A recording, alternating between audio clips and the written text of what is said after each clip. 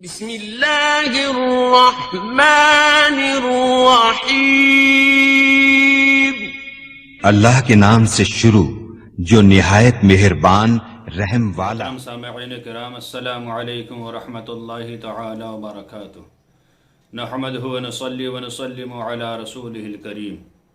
سوال آیا ہے کہ حضرت منہ میں پان وغیرہ ہو، تمباکو ہو، ایسی حالت میں قرآن شریف پڑھنا یا اوراد و وظائف پڑھنا کیسا ہے؟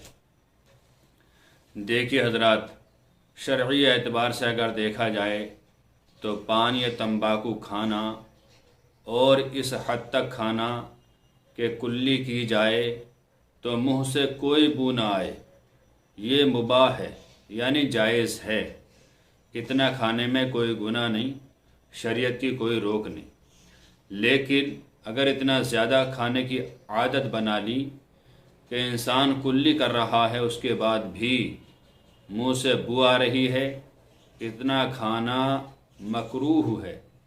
اور اگر اتنا زیادہ شوقین ہوا، اتنا زیادہ کھانے لگا کہ کلی کرنے کے باوجود، بہت زیادہ صفائی کرنے کے باوجود، اور اگر اتنا زیادہ کھانے لگا کہ کھاتے کھاتے نشہ چڑھنے لگا، تو اتنا کھانا پان تمباکو یہ حرام ہے۔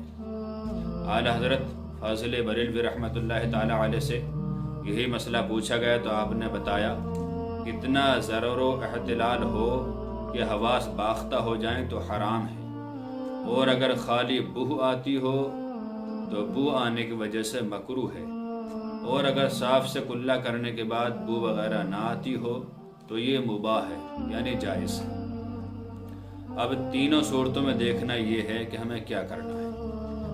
کھا کر، پان تمباکو کھا کر قرآن شریف پڑھنا بالکل منع ہے، اس لیے کہ جب قرآن شریف پڑھا جاتا ہے تو بعض فرشتے ایسے ہیں جنہیں سننے پر معمور کر دیا جاتا ہے، وہ پڑھنے والے بندے کے منہ سے منہ لگا کر سنتے ہیں، لہٰذا انہیں بو آئے گی تو وہ تکلیف محسوس کریں گے، اس لیے قرآن شریف پڑھتے وقت بالکل منع ہے۔